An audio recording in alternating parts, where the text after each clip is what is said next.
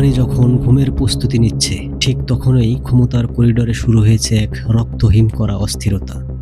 দেয়ালে ঝুলানো ক্যালেন্ডারের পাতায় লাল দাগ দেওয়া হয়েছে আগামীকালের তারিখটিতে। এটি কেবল একটি তারিখ নয়, এটি একটি টাইম বোমা।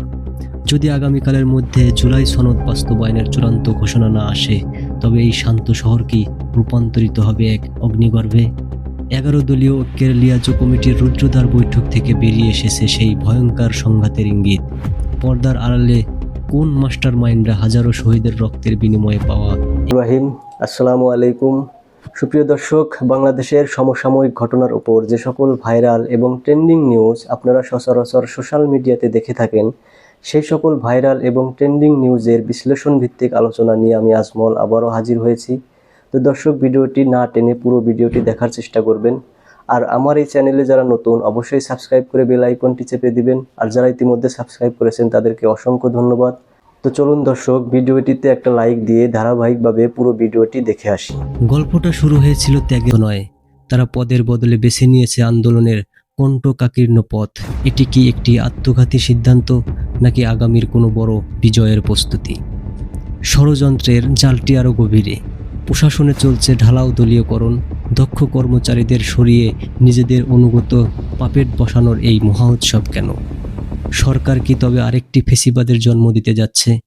প্রজাতন্ত্রের কর্মচারীদের যেভাবে তড়িঘড়ি করে পরিবর্তন করা হচ্ছে, তাতে জনমনে এক সংখ্যা তৈরি হয়েছে। এটি কি নির্বাচন বিলম্বের কোনো অজুহাত, নাকি ক্ষমতার মসনদ চিরস্থায়ী করার কোনো গোপন ফন্দি? যদি রাজপথে আন্দোলন দানা বাঁধে, তবে কি এই অনুগত বাহিনীকেই ঢাল হিসেবে ব্যবহার করবে সরকার? এমনটাই ইঙ্গিত দিচ্ছে বর্তমান পরিস্থিতি। পুরো সংকটের কেন্দ্রবিন্দুতে আজ জুলাই সনদ। এই সনদের পূর্ণাঙ্গ বাস্তবায়ন কেন শাসক দলের জন্য এত বিপজ্জনক? কারণ এই সনদ বাস্তবায়িত হলে প্রশাসনের প্রতিটি রন্ধে থাকা দুর্নীতির শিকড় উপড়ে যাবে। বিচার বিভাগ আর সরকারের আজ্ঞাবহ থাকবে না। সরকার আসলে সেই সংস্কারগুলোকেই ভয় পাচ্ছে, যা তাদের একছত্র ক্ষমতাকে খর্ব করবে। তাই তারা বেছে নিয়েছে প্রতারণার পথ। গণভোটের রায় পাওয়ার পর আজ যখন বলা হয় আইনি জটিলতা আছে, তখন বুঝতে বাকি থাকে না যে এর পেছনে কোনো শক্তিশালী অশুভ গোষ্ঠী কাজ করছে। যদি আগামীকালকের মধ্যে সরকার সংস্কার পরিষদের অধিবেশন না ডাকে, তবে 28 মার্চের সেই বৈঠক থেকে এমন এক কর্মসূচির ঘোষণা আসতে পারে যা রাজধানীর জনজীবনকে অচল করে দেবে। 11 দলীয় জোটের স্বেচ্ছাসেবক বাহিনী ইতিমধ্যে জেলা পর্যায়ে বার্তা পাঠিয়ে দিয়েছে। গোয়েন্দা রিপোর্ট বলছে, এবারের আন্দোলনের ধরন হবে একেবারেই ভিন্ন। তারা কেবল রাজপথে স্লোগান দেবে না, বরং ঘেরাও করা হবে সেই সব কেন্দ্রবিন্দু যা প্রশাসনের প্রাণভোমরা।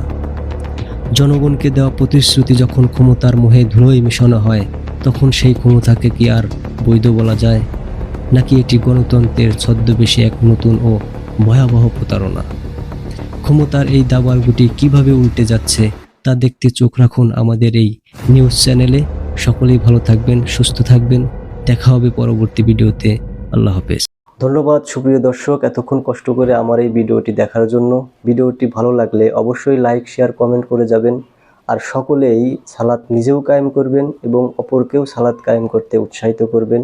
সকলেই ভালো থাকবেন, সুস্থ থাকবেন। দেখা হবে পরবর্তী ভিডিওতে। আল্লাহ হাফেজ।